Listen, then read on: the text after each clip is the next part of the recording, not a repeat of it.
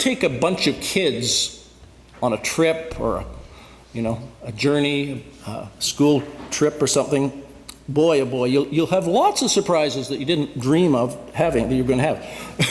You can plan all you want, and people spend weeks planning for trips with students and kids. It's this time of year when there are a lot of bus trips out of schools. But you really have to be somebody that can go with the flow, or you're done. You got to be able to adapt. I remember, for instance, my own history. Grade 12, we took a school trip. Grade 12s took a school trip to New York City. For those of you that don't know me, I grew up here. So I'm from Minden. The Haliburton High School grade 12 class went to New York City back in, I guess it was 1973. And we got ready. I think the reason for it was because we'd studied the United Nations quite a bit. And so the lead kind of instigator of the trip was Dale Robinson, who some of you will know. He used to be on the school board here, and he was our history teacher at the time. And alongside him, and he used to come to this church. He lives in Inglesby now. So and alongside him was the geography teacher, Wells Robertson. Some of you may remember Wells. So that's only two adults I remember going on this trip. I think we were a little shy on chaperones. There must have been more. I don't know, but I don't remember. So we went down and, of course, got a hotel in downtown Manhattan, just off Broadway someplace. As, of course, you would have all your teens at a place like that. And then, there was a lot of free time. And nobody died, is all I can... There were kids in bars. It wasn't my trip, but I discovered off-Broadway musicals. I'd never been to. I went to, I forget what the first one was called. Didn't leave much of an impression, but a bunch of us went to see Grease, and it was just out. Oh, we love Grease, and we brought back all our songs from Grease. So apparently, the trip to New York City was not about Grease, although that's what I mainly remember. I think we went to the UN. But I remember also there was one of the young women in our class, a woman named Marg Ackerblade. She was very athletic, strong, probably the strongest female athlete in the school. And apparently at some point in this trip, somebody tried to mug her on the streets of New York City. But they lost.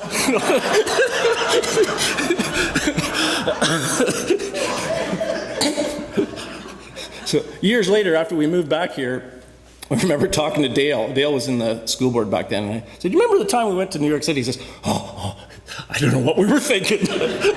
Notably, they never went again. So this is a bit of a warning for Greg and Hannah and his gang. But, he knows that. He's done this for years. He knows that you never know what's going to come up from one day to the next. We did, some years back, took a trip to Mexico City with some of our kids here, our daughters. And you can't just quite plan for that, especially if you've never been before. I mean, there's a huge culture shock, not just for the kids, but for we had more chaperones in the New York thing. But culture shock, like I remember flying into Mexico City, it was about midnight, and just being astonished. This is this massive city, it's way bigger than Toronto, and yet it's just this little pinpoints of light around. It was so dark. You're used to Toronto, which is lit up like the Independent, right? Little dig there, the Independent. It's like Christmas, but no, that was different. And you get into the streets and there's dogs running all over the place and there's weird smells you've never smelled and people speaking Spanish and it's shock. And every day you had to adjust to whatever was going on. It was quite strange. On the way back, we flew back through Atlanta and to Toronto. And so there was this layover where we changed planes or something, and they started to bump people, which airlines will do. And lo and behold, one of our students, like a grade 12 student, I think he was, 11 or 12 student, was being bumped. I was fit to be tied, just about didn't know what to do. And you have to adapt. I think I just took a temper fit and kind of yelled and screamed, and they switched him up with our translator, who was an adult, and she, in place of him, took the other flight. So she was the only one that wasn't with our group. But they were going to take this kid in our group and not, Gene, you were with us on that trip. You recall that, right? Yeah. So you got to go with the flow. Now, Jesus Christ, read the Gospels, and just next time you read the Gospels, which hopefully you're reading all the time, but he is the master of go with the flow. He is the ultimate. And not only that, but he does it with a whole lot of people in tow. His kids, quote unquote, with him. So they were his pupils, his mentees, his trainees, his disciples. They were just tagging along. That's all they do most through the Gospels. They tag along, they ask a few questions, and they watch. They watch, they learn, they listen. And later on, of course, they tell us what happened. And every day there are these crazy surprises. So this story today is one of those days when there's this just quite astonishing events kind of arise. Now we could have used the one that Leslie was mentioning, the one from the passage before where Jesus is crossing the sea and the storm comes up in the night. But we've still got a lakeside story here, so it's good. I mean, it's pigs drowning in it, but it's different.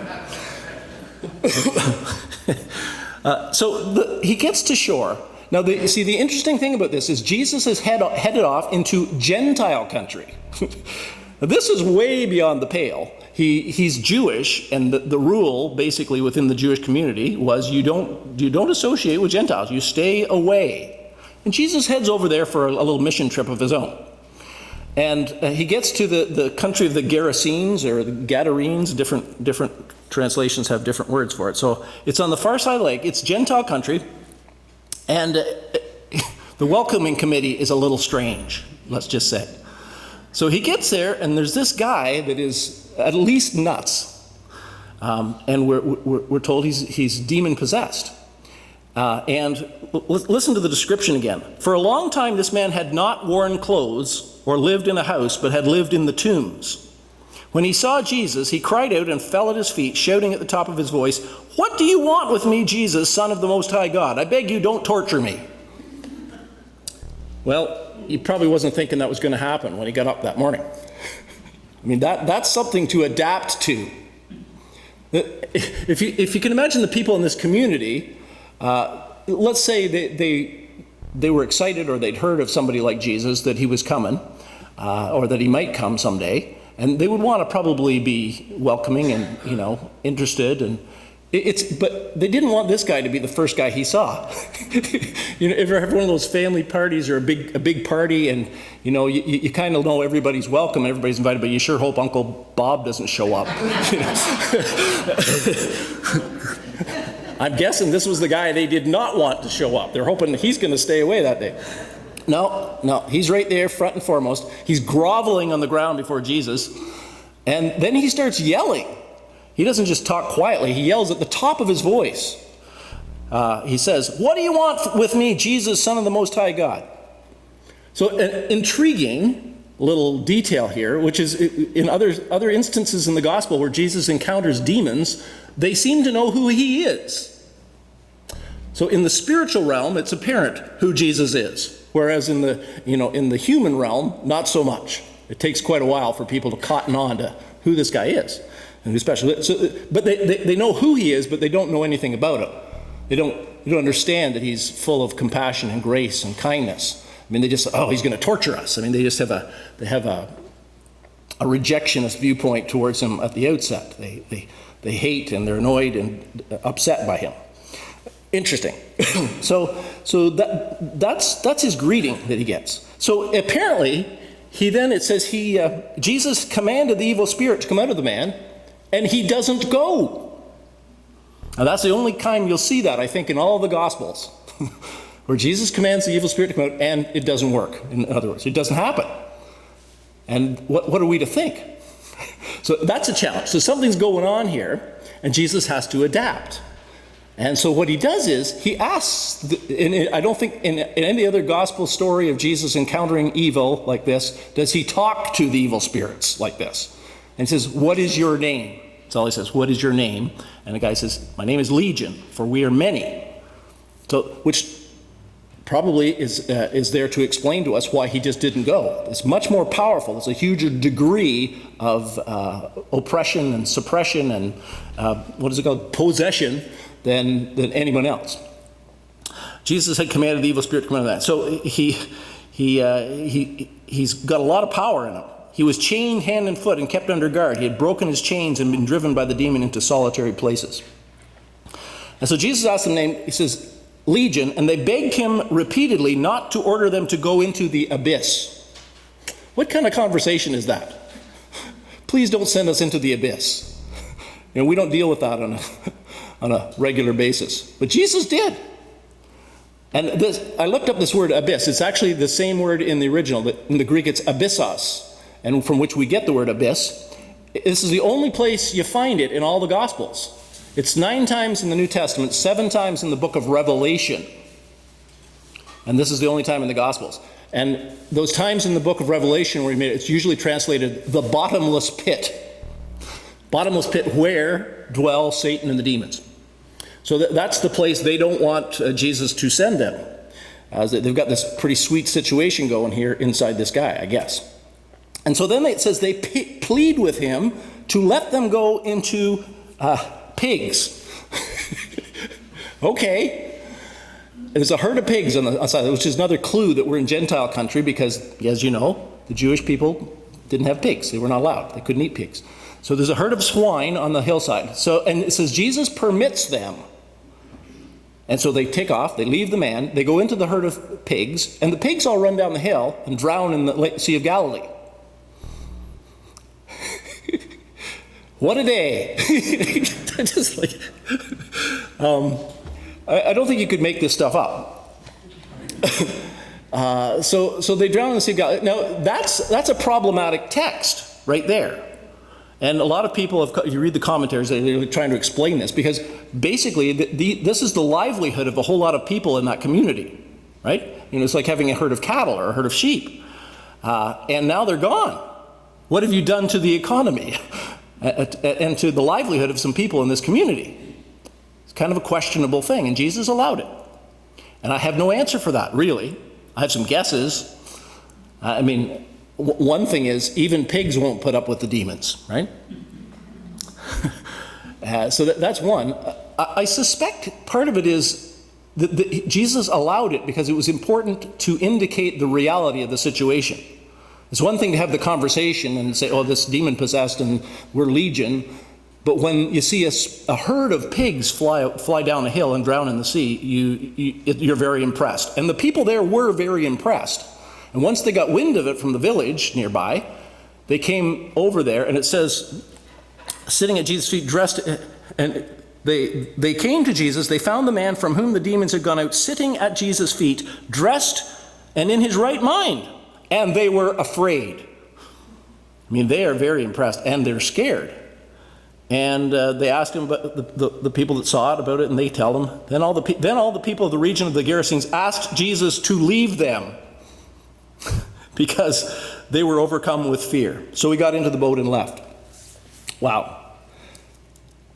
So fear is the predominant emotion that's happening. And that's really not what Jesus really sought to convey to people.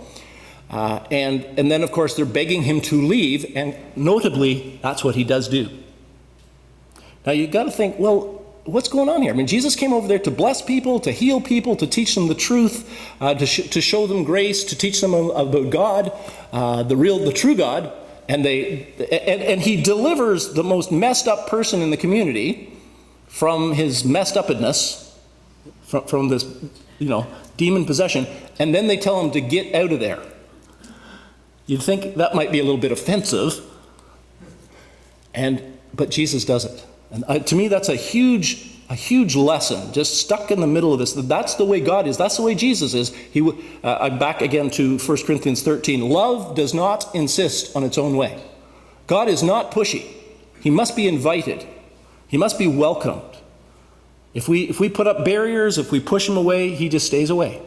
Because he will not infringe on our freedom. That's how gentle and meek of heart Christ is, and God is. And that's a lesson for us to be very careful in our lives, to how we're treating, the approach of God or the whispers of God's Spirit, or the leading of Jesus in our hearts and lives. It's so easy to reject and to put off, and he will just back away. So be careful. So basically, what we have here is a new disciple. If it were after, this is pre the cross, pre the resurrection, so you can't really call him a Christian, but basically he's a new Christian. He's experienced deliverance, he's put his faith and trust in Jesus, and basically that is what Christian life is. Christian life is where you've come to Jesus for deliverance. You found forgiveness. You found grace and healing in your life, experientially. And then you sit at his feet. It says that he sat at Jesus' feet. That's a kind of Hebraism. That was the language they used to mean he became a pupil. When you sit at someone's feet, it means it's a teacher-pupil relationship. So this guy was learning about Jesus, learning from Jesus, being taught by Jesus, and then pretty soon he goes up and starts telling everybody what Jesus did for him. Pretty much the story of the Christian life. So he's a new disciple. He wants, and the last little scene here is, he wants to follow Jesus, get in the boat and head back with the guys across the lake back to Galilee. And Jesus says no. I mean, the challenges Jesus had in hand that day. Here's a guy that really desperately wanted to go. He says he pleaded with him. Can you imagine if it was you? If you ever stop to think of yourself being back in those days, to get the chance to walk around with Jesus like these disciples did, and see the miracles he did and the healings he did, and the power, these powerful miracles, walking on the water and stopping the storm and casting out demons, and listening to his teachings, to have been there. Wow, it just, wouldn't that be sweet? And this guy wanted to do that, and Jesus says, no, can't do that. Well, he really couldn't either, because he was a Gentile, and he couldn't actually go back and be in Galilean society, because it was strictly Jewish society. And so he would have been rejected and kicked out anyway. And the ministry of Jesus was involved in the society he was doing it in, it wouldn't work. But Jesus just says to him, you go and tell the people where you live the great things that God has done for you. And it says he went and did that. He went and did it. He obeyed. So that's a day in the life, right? This is a typical day with Jesus. Typical. It's not boring. It's not predictable. And no two are the same. And I think this is kind of a way to discern or show the difference between religion and being a follower of Jesus. And I think there's a difference. So religion has kind of prescribed routines and rituals and rules and ceremonies and studies and practices. It is predictable. I mean, you get to know the instructions, and you follow the instructions. And that's why a lot of religions are very attractive to people. Well, what do I do? Okay, here's the 10 things that you got to do. Or here's the 5 pillars of Islam that you got to do. Or here's what Jehovah's Witnesses. It's basically a set of rules. You got to do this very strict lifestyle. Live this way. The reason they go door to door is because it's one of the rules. You got to go do that. And it's kind of safe, because then you don't have to think. You just do what you're supposed to do, and away you go. That's religion, right? It's an odd thing, and I guess a kind of a sad thing, but perhaps not as surprising. I mean, we need routine in our lives. We can't have just everything turned topsy-turvy every minute of the day, can we? We'd all go nuts. But it's an odd and a rather sad thing that so many of us become followers of Jesus. Like, something happens in our lives. It happened with me. Like, I had an experience. I encountered Jesus. I encountered grace and love and forgiveness and the presence of God in my life and heart, and the healing that comes with that, and kind of like the light and direction for life. All that stuff happens, and it's very refreshing, and it's very sweet. And then so often after that, we kind of get ourselves into some kind of a rut. We become religious. And this is where I'm struggling to express this correctly. So I mean, we get ourselves involved in various routines and religious-y looking rituals to some degree, some of which are good. I mean, let's say we think, okay, now I'm a Christian, so here's what I'm going to do. I'm going to go to church like I'm supposed to, right? I'm going to give like I'm supposed to. I'm going to read the Bible once a day like I'm supposed to. I'm going to say my prayers before bed like I'm supposed to. And there I go. I'm a Christian. Really? I think it's something else. I mean, it's not that it's not that. That's my problem here. Those things are great and they're important. There are Christian disciplines. Like prayer is a Christian discipline. Bible study and reading is a Christian discipline. Attendance at worship is a Christian discipline. Being involved with the community in some kind of way that's gracious and generous and helpful, that's Christian discipline. We're to have routine ways in which we do that day by day. We need that because we are broken and frail and weak. We have to set before ourselves some kind of patterns to carry on with that. They are helps, but they're not the main thing. The core thing is always relationship. Jesus is a person who wants to engage our lives and to be with us as we engage in everybody else's lives around us. And it's all the time. And that's what living in the Spirit is. It's living in the Spirit is being attuned to the whispers of God in our heart, the Holy Spirit, Christ through his Spirit, speaking to us and directing us in novel ways actually every day, and teaching us new nuances about everything all the time.